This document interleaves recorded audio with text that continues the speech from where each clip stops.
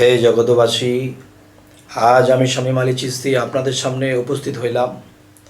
আজকের আলোচনাটি হবে, আমরা এই পৃথিবীতে যারা নামাজ রোজা করতেছে, বিভিন্ন ইবাদত করতেছে, এটা হলো শরীয়তের ইবাদত। আরও একটি বিষয় হলো যে কোরআনে যদি মুর্শিদ ধরার কথা বলে থাকে, তাহলে দেখা যায় যে সূরা কাহাফ, সূরা ফাতা, এই দুইটি আয়াতের দিকে লক্ষ্য করলেও আমরা পাই যে মুর্শিদ ধরতে হবে। কিন্তু মুর্শিদ যে আমরা ধরব, এখন বাজারে গেলে আমরা স্বর্ণ যাচাই করি, যে স্বর্ণটা আমি কিনতে গেলাম, তিনি আমাকে স্বর্ণটা দিল, আমি তাকে টাকা দিয়ে চলে আসলাম, তাহলে কিন্তু হবে না। স্বর্ণটা জাল হতে পারে, স্বর্ণটা খাস হতে পারে বা ভেজাল হতে পারে। তখন দেখা যায় সেই স্বর্ণটাকে জাস্টিফাই করতে আমরা কোষ্ঠী পাথর দিয়ে ঘষি। কোষ্ঠী পাথর দিয়ে ঘষার পরে যদি টিকে যায় যে হ্যাঁ একদম খাঁটি স্বর্ণ, তখনই কিন্তু আমরা স্বর্ণটি ক্রয় করি। আচ্ছা, ক্রয় করে আনার আগে একে দাম করা হয়, মেমো করা হয়। এরপরে রাস্তায় আসলে যদি পুলিশ ধরে, তখন বলবো এই মুখ দোকান থেকে আমরা এই স্বর্ণটা কিনেছি, তখন পুলিশও আমাদেরকে ছেড়ে দেবে। আচ্ছা, তাহলে এখন বিষয়টা হলো যে আমরা স্বর্ণ কিনতে গেলে যাচাই করি কোষ্ঠী পাথর দিয়ে। এখন এই স্বর্ণটা যদি 1 লাখ টাকার স্বর্ণ হয়, 5 লাখ টাকার স্বর্ণ হয়, এটা যদি লস হয়ে যায়, তাহলে আমরা একদিন টাকা রোজগার করে এটা কিনে নিতে পারব। কিন্তু আমরা কোরআনে শুনেছি, পড়েছি, হাদিসে শুনেছি, পড়েছি যে আমাদের মুর্শিদ ধরতে হবে। এখন মুর্শিদ ধরতে গেলে এই মুর্শিদ যে খাঁটি এবং পিওর, এটা বুঝবো কি দিয়ে? এটা বোঝার কি উপায়? এই উপায় সম্বন্ধে আজ আপনাদের সাথে এই আলোচনাটি করব। যেমন আল্লাহ কিন্তু হাসরের দিনও ধরবে। তোমরা একটা দোকান থেকে 1 লক্ষ টাকা স্বর্ণ কিনবে, তখন কোষ্ঠী পাথর দিয়ে যাচাই করে তোমরা স্বর্ণ কিনেছ। এখন জীবন যৌবন সমস্ত কিছু যেই পীরের মাধ্যমে তুমি বায়াত হইলা, বা বায়াত শব্দের অর্থ আল্লাহর পথে নিজেকে বিক্রি করে দেওয়া। এখন তুমি যে বিক্রয় করেছো, কার কাছে বিক্রয় করেছো? তুমি কি স্বর্ণ যেরকম জাস্টিফাই করে কিনেছিলে, কোষ্ঠী পাথর দিয়ে ঘষা দিয়ে দেখেছ? তাহলে পীরকে ঘষা দিয়েছো কি দিয়ে? যে সে কি খাঁটি পীর না ভেজাল পীর? ঘটনা হলো, এই পৃথিবীতে আছে দরবেশ, আবার দর্শে ভ্যাস, আর এই ভ্যাসের তো নাই কোনো শেষ। আর একটা জিনিস হলো যে ইমিটেশন স্বর্ণ কিন্তু খাঁটি স্বর্ণ থেকেও চকচক বেশি করে। তাই বলি কি ইমিটেশন কি আর সোনার দামে কিনা যাবে? তখন হাসরের দিন যখন আল্লাহ আপনাকে আমাকে জিজ্ঞাসা করবে, তুমি যে মুর্শিদ ধরেছ, এই মুর্শিদকে জাস্টিফাই করেছো কি দিয়ে? সেই জাস্টিফাই করার জন্য যে কোষ্ঠী পাথর, সেই কোষ্ঠী পাথরটি কী? তাহলে পীর চিনার আগে আমাদেরকে আগে সেই পীরকে যাচাই করার জন্য কোষ্ঠী পাথর চিনতে হবে। এবং কোষ্ঠী পাথরকে আমি যখন চিনব, তখন ঘষা দিতে জানতে হবে। এবং ঘষা যখন দেব, তখন সেটা কি খাঁটি না ভেজাল, তা আমাদেরকে চিনে নিতে হবে আগে। তো এখানে আরেকটি বিষয় হলো যে আমি যে পীরকে ঘষা দিয়ে জানবো, তখন সেই ঘষা দিয়ে আমি বুঝবো কি করে, এবং সেই কোষ্ঠী পাথরটি কি? হে জগতবাসী, সেই কোষ্ঠী পাথরটি হলো প্রথমত কোরআন,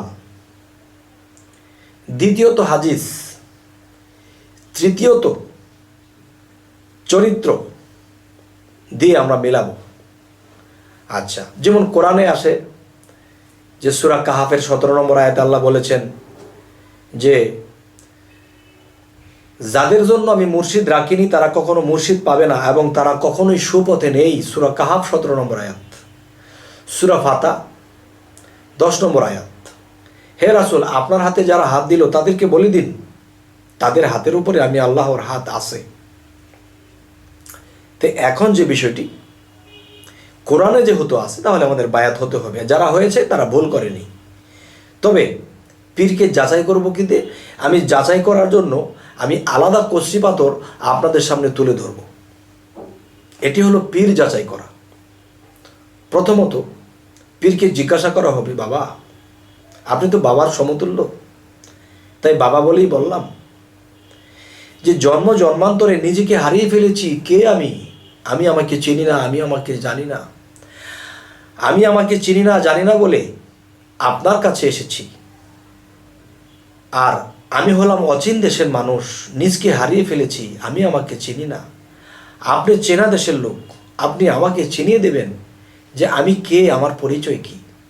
যেমন একটা কথা বলা হয় যে কাগজ কোরআন, আরেকটা কথা বলা হয় দেহ কোরআন, আরেকটা কথা বলা হয় রুহে ইনসানিয়াতের কোরআন।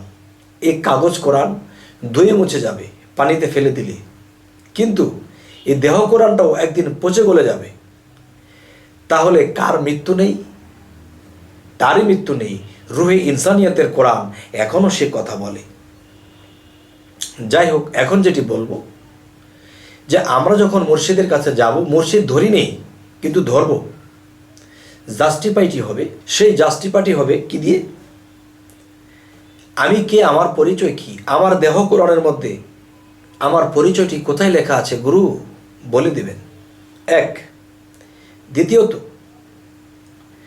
যে আল্লাহ বলেছে বিসমিল্লাহর মঞ্চে উঠে আল্লাহ একদিন কথা বলবে, আর চক্ষুমান যারা তারা দেখতে পায় এখনো বিসমিল্লাহর মঞ্চে বসে কথা বলতেছে। তবে আমার এই দেহ ঘরের ভিতরে আমার সেই বিসমিল্লাহর স্থানটি কোথায়, যেখানে আল্লাহ বসে কথা বলে? আর সেই বিসমিল্লাহটি কয়টা অক্ষরে লেখা আছে? এই দুটি সাবজেক্ট। আরও একটি সাবজেক্ট, হযরত মুহাম্মদ সাল্লাল্লাহু আলাইহি সাল্লাম কালেমার দাওয়াত দিতেন। এই কালেমার দাওয়াত দিতে যাইয়া একদল নবীজিকে মেনেছে এবং তার কথা জানছে, বুঝছে, এরপরে মানছে, ঈমান আনলো। এরপর কিছু মানুষ, কিছু দল আছিল, তারা নবীর বিরোধ করত, নবীকে মারধর করেছে, রক্ত জড়াইছে। কেন? এই কালেমার দাওয়াত দিতে যাইয়া। এই কালেমার দাওয়াতটা সবাই নিতে পারেনি। আর যারা নিয়েছে তারা সাহাবা হয়েছে, আর যারা না নিয়েছে তারা পথভ্রষ্ট হয়েছে, কাফির হয়েছে। তাহলে এই কালেমার এত মূল্য কেন? এই কালেমা দিয়ে বিবাহর বন্ধন সারা হয়, এই কালেমা দিয়ে মানুষ ঈমান আনে। এই কালেমাটি পরে যে মৃত্যুবরণ করবে তারও জীবন সাফল্য। তাহলে এই কালেমার দাওয়াত নবীজি দিতেন। এই কালেমার এত মূল্য কেন?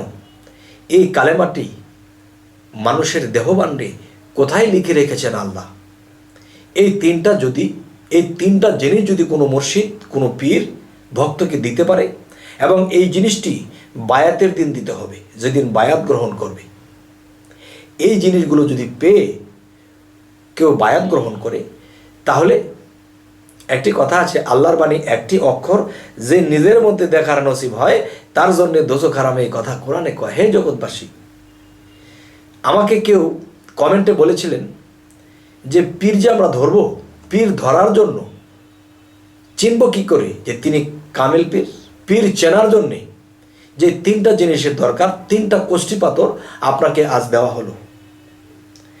তবে যদি কারো ভালো লাগে যে হ্যাঁ এই কথাগুলো ভালো লাগলো, তাহলে পরবর্তীতে আমি এই সম্পর্কে আরও কিছু ভিডিও তৈরি করব।